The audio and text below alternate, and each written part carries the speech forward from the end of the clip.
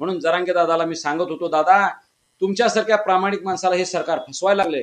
मी तिथं रडलो, अक्षरशः डोळ्यात पाणी आलं. मी त्यांचे पाय धरले. मी मनोज दादांना कन्व्हिन्स करू शकलो नाही. आता isakal.com आहे देशातील नंबर 1 ची मराठी न्यूज वेबसाईट. प्रत्येक अपडेटसाठी isakal.com ला नक्की भेट द्या. 6 कोटी मराठा समाज बांधवांनी मनोज दादांच्या स्वरूपात माझ्यावर जबाबदारी दिली होती की जो सरकार कायदा म्हणून द्यायला लागलेला आहे, जे सरकार GR म्हणून आमच्या हातात काय सोपवतं हे बरोबर आहे किंवा नाही हे तपासायची जबाबदारी मला दिली. आणि त्यावेळेला मी हा विचार केला की समाजाचा विश्वास हा आपण कायम राखला पाहिजे. जर शासन फसवत असेल तर आपल्या नेतृत्वाला आपण ते खरं सांगितलं पाहिजे. म्हणून ते तपासून आम्ही घेतलं.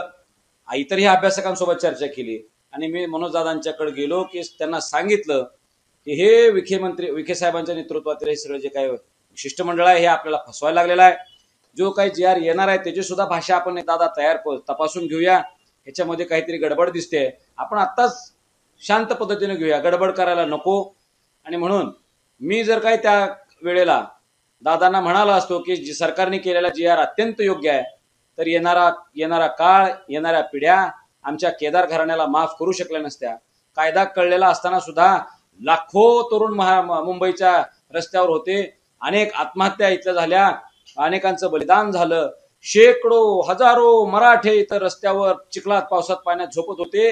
आणि त्यावेळेला योगेश केदार म्हटला सरकारनं दिलेला कायदा योग्य. असं जर मी त्याला होला हो मिळवलं असतं तर इतिहास मला माफ केला नसता. म्हणून जरांगे दादाला मी सांगत होतो, दादा तुमच्यासारख्या प्रामाणिक माणसाला हे सरकार फसवायला लागले.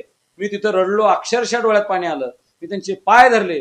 दादा तुमचा हा लढा अंतिम टप्प्यावर आलेला आहे, सरकार गुडघ्यावर आलेला आहे, शासन प्रशासन कोलमडून पडण्याच्या स्थितीत आहे. आता थोडा धक्का लावल्यावर आपल्याला हे सगळं ऐकणार आहेत. पण दुर्दैव आहे माझं, कुठेतरी पुण्याही कमी पडले असेल. मी मनोज दादांना कन्व्हिन्स करू शकलो नाही. पण महाराष्ट्राला माहिती पाहिजे की त्या अख्ख्या घावभाऊ गर्दीमध्ये एकटा योगेश केदार होता जो सांगत होता की आपल्याला हे मान्य नाही, हे होऊ शकत नाही.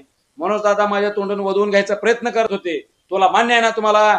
मी म्हणलं अजिबात नाही. ते म्हणाले तुम्हाला मान्य आहे ना? आधी कसं म्हटलं? मी मला अजिबात म्हटलोच नाही. मी हे आपण मान्य करू शकत नाही. मराठवाड्यातल्या किमान सगळ्या मराठ्यांना हैदराबाद गॅजेटियरचा लाभ होणार नाही हे मी सांगत होतो.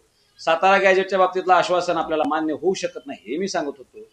पण ठीक आहे, मराठा ज्याच्या शब्दाला त्याला आपण आरक्षण देऊ शकत नाही हेही सांगितलं. पण त्या काळात जरा गोंधळ झाला.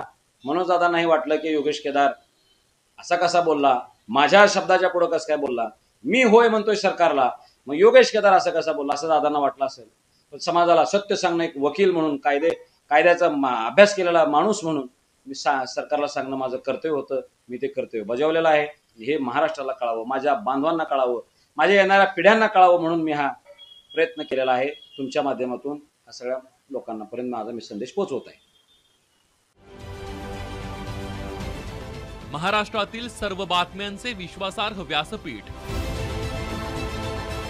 सकाळच्या सर्व सोशल मीडिया प्लॅटफॉर्मला लाईक, फॉलो आणि सबस्क्राईब करा. तसंच सर्व नोटिफिकेशनसाठी बेल आयकॉन प्रेस करायला विसरू नका.